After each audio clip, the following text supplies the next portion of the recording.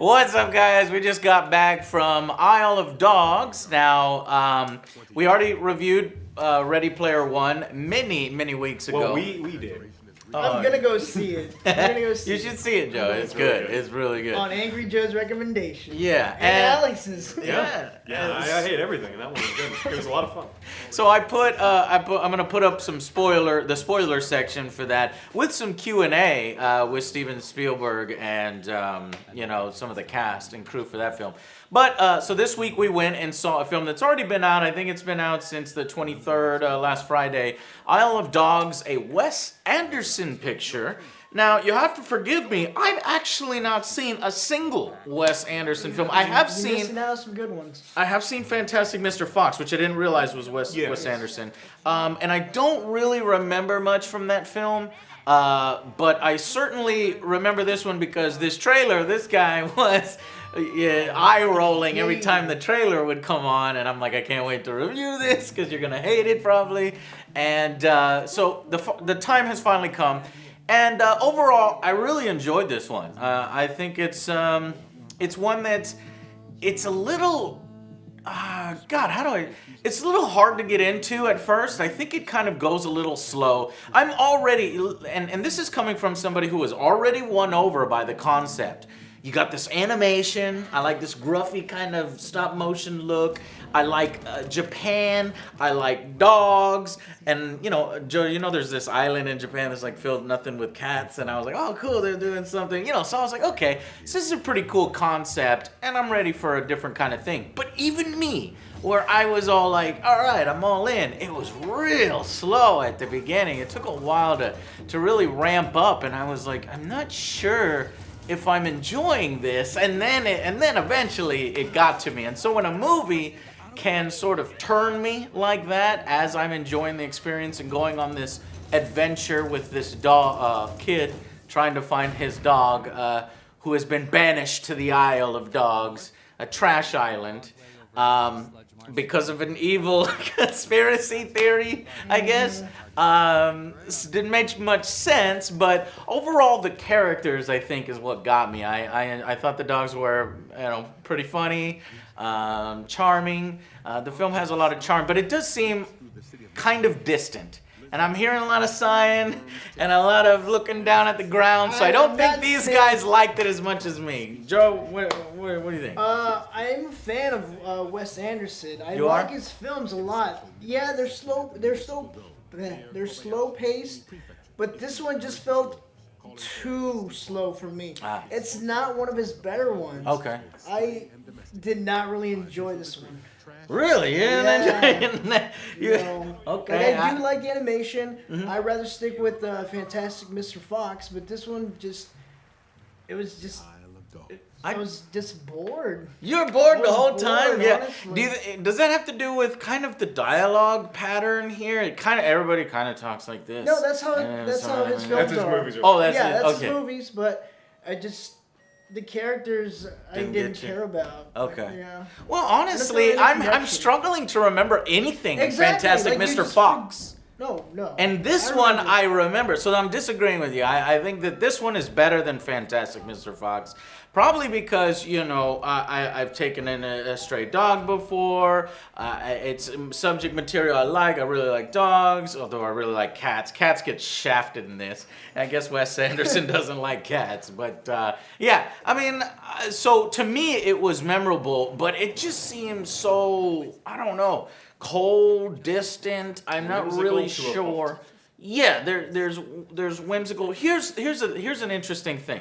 A choice that he did is none of the Japanese has subtitles, and so it's like I thought it was like it's like a celebration of Japanese culture, but at the same time you don't understand any of it, and it didn't make sense because these dogs are raised in Japan, and yet they don't speak Japanese. They don't understand a word of Japanese.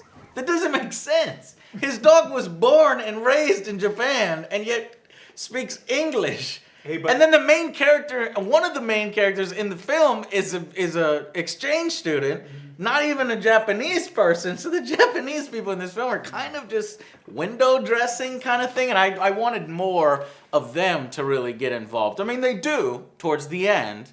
But I hated the character of Tracy.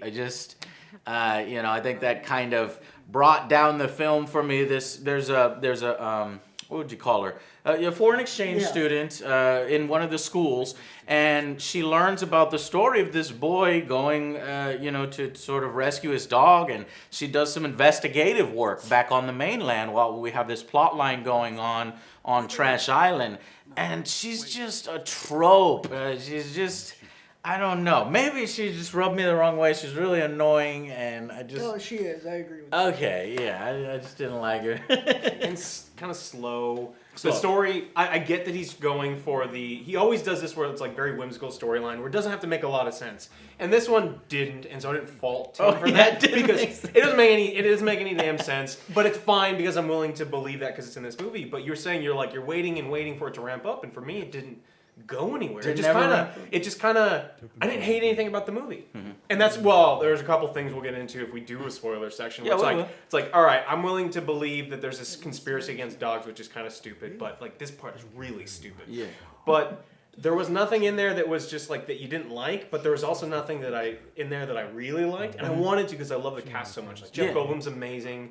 F. Murray Abraham is one of my favorite actors. He was in Amadeus. I absolutely love. Bryan Cranston's great. And so you have all of these people in there that are amazing, and then it didn't feel like...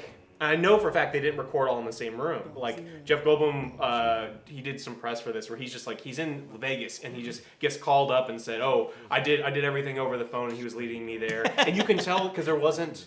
Yeah. The conversations didn't feel like they were in the same room. It was just people speaking. And so when you're talking with someone in the room... I didn't notice that. I think that influenced you a little bit. Yeah, I think it was kind of apparent.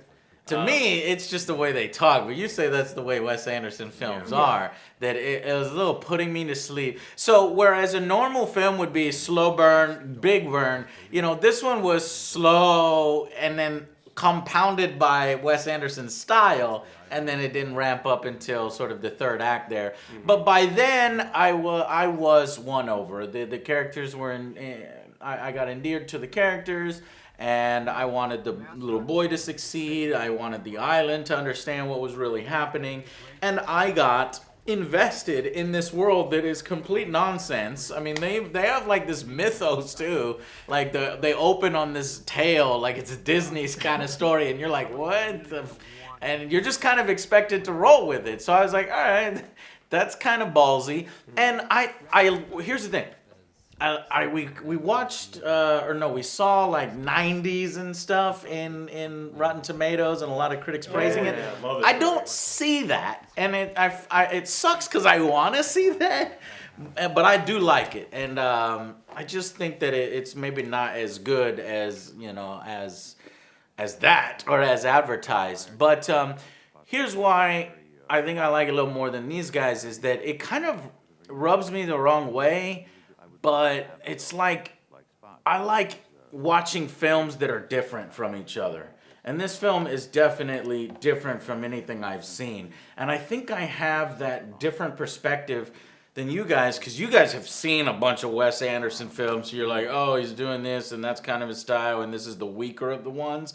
But for me, this was kind of out there, like whimsical, doesn't really make sense, but yet endears you, and the dialogue is kind of strong, and overall it comes together.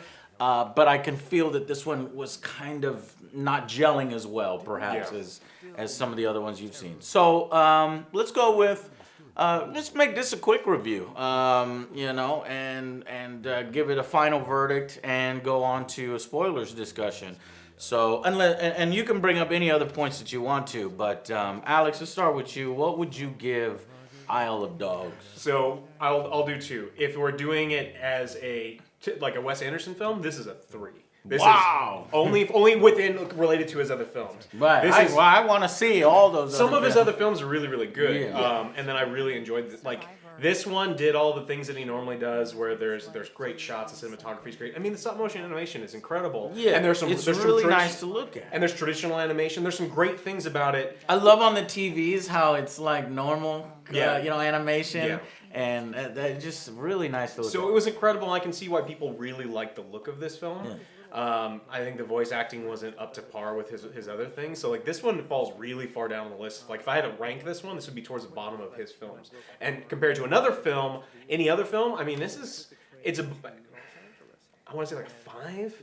Maybe a 6, like it's average animated movie. Yeah, I mean, no, because I mean, I think that like Pixar's really stepped up the game with animation, and like this doesn't come close to anything. It sucks because I want stop motion animation to thrive and really get it. And I hate hearing that goddamn Pixar shit in this. Man. Well, I mean, it's just like when you're comparing those things. I mean, they're the big guys, and you have to kind of include them in the discussion. I know This didn't have the killed charm. 2D animation, but anyway, Joe. So 3 and then 5 if it was just kind of on its own. What do you think? I too will do the same thing Alex did and give it a 2-parter. I So thought, 2. Damn. wow. No. This ain't no 2. This ain't no 3, It's guys. not a 2. I disagree No, with these with- motherfuckers. But With go the ahead. Anderson films, I'm gonna have to say this is a 4. Like I've seen him do better.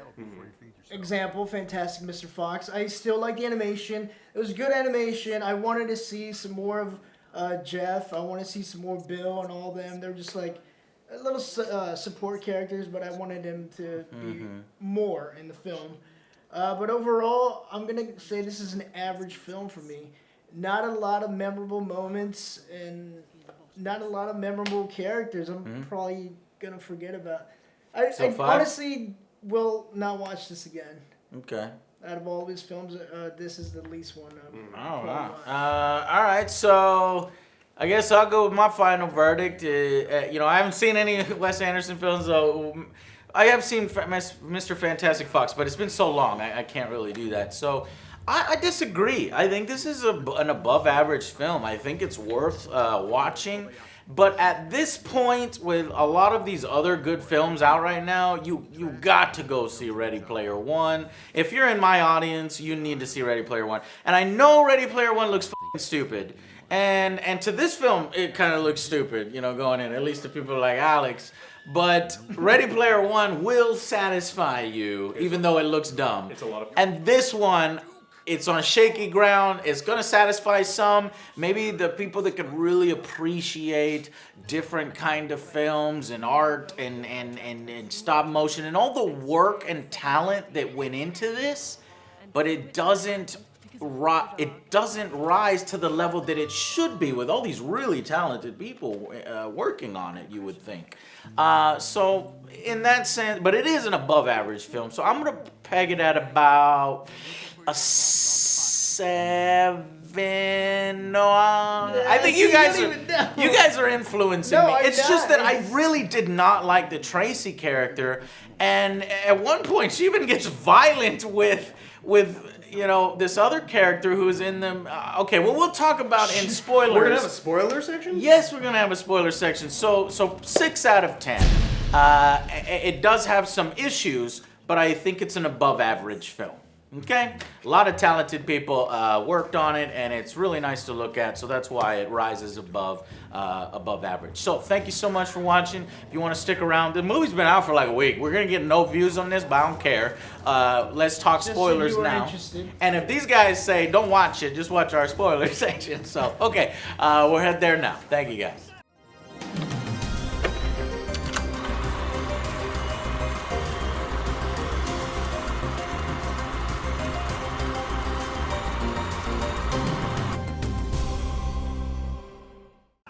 Okay, welcome to the spoiler section. So I'll just lead with Tracy, my thoughts on Tracy's character.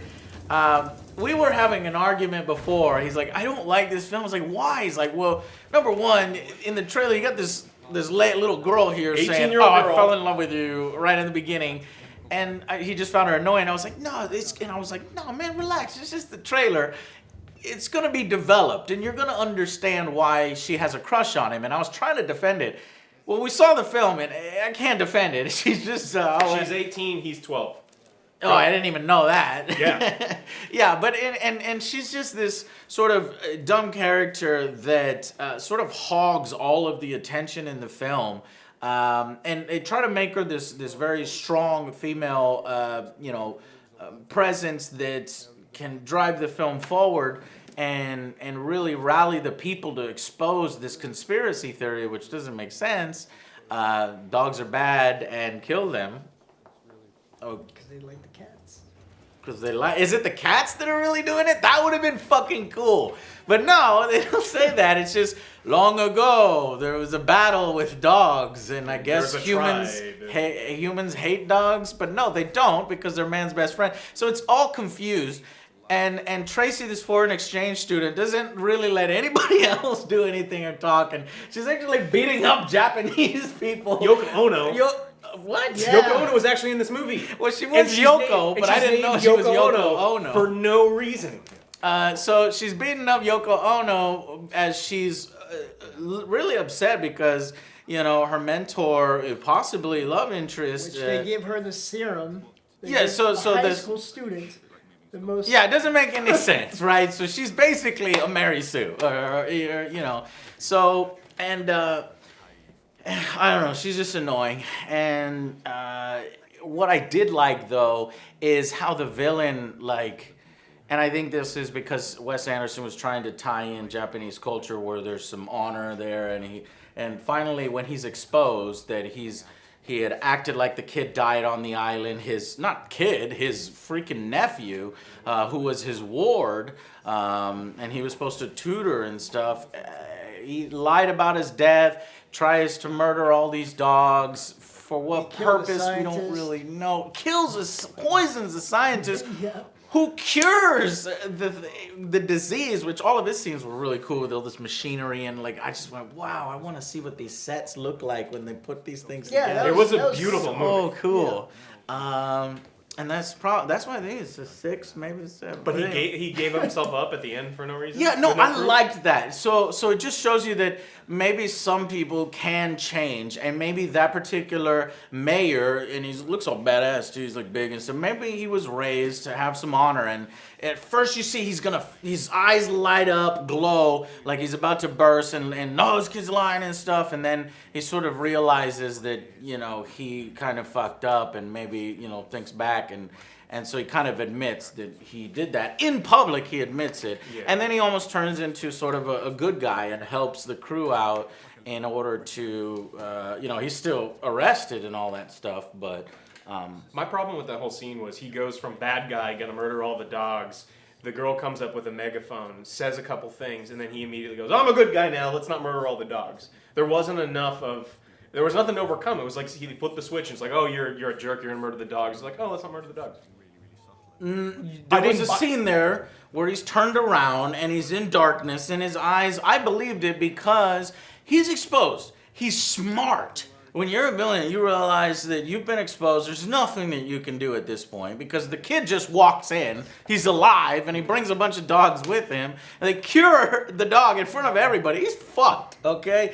But instead of just going on this murderous rampage, he realizes, you know, that he's probably have been doing all this just for power and for greed and for no reason. And so that's why he says, I have no honor. Well, he didn't do it for power. And he tried to get his honor back by helping them at the very end. So I like that. I thought that was cool. But he didn't do it for power or greed. He did it because his family doesn't like dogs. And power. He's a mayor. He gets to do whatever he wants. No, but like the whole motivation for all the evil cabal of people is they don't like dogs. Yeah. Okay. That's it. Like That was stupid. There was no we power. agree in that is a little stupid. Yeah. So just had a problem with that. I liked all the little explosions that they do. They're all mushroom clouds. All the fights are creative with these little cotton balls kind of thing. It was great to look at, and I could see why some critics are like 9 out of 10, and it's like 93 on Rotten Tomatoes and stuff, which, you know, doesn't necessarily mean it's a 9 out of 10, but I can see why a lot of people enjoy it, and I enjoyed it. But I think these guys have, I guess, seen far better Wes Anderson movies that are developed a little bit more, and this was mainly just Flash. It looked great, but yeah, the story was just kind of flat. Yeah, as opposed, because I can't really come up with anything else to talk about in spoilers other than the kid learned to speak owl at the end of the movie. Remember, the whole movie's about he doesn't understand any dog and the dogs don't understand him. Which makes no sense because they're Japanese dogs. But at the end of the film, there's an owl that speaks to the dogs, and both Yeah, the dogs understand owl. and then owls. the boy understands everything it's saying. I didn't know that. What's said at the beginning of the film? These dogs don't know Japanese. That's it. Yeah, they did a So that's warning. it, They yeah. were like, By, "All by the right, way, they don't, this movie doesn't work if the dogs Just speak to Japanese, clarify. so ignore that part. See, there you go. And he says these haikus that really tug at the heartstrings of the Japanese people and turn them from this murderous intent to dogs to agreeing to fuck all dogs. And then because of a haiku, they change their mind. Yeah. All right, I see what you guys are saying a little bit. Propaganda is bad. But it was propaganda that won the day, haiku propaganda. And dogs are good.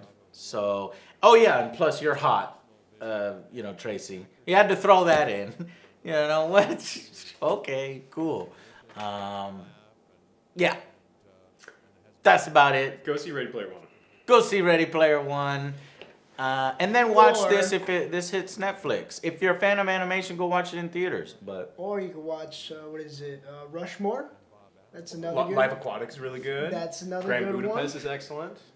it's not fair. Fox. All right, Check guys. those out. We'll see you on the next Angry Joe Show. Bye, guys.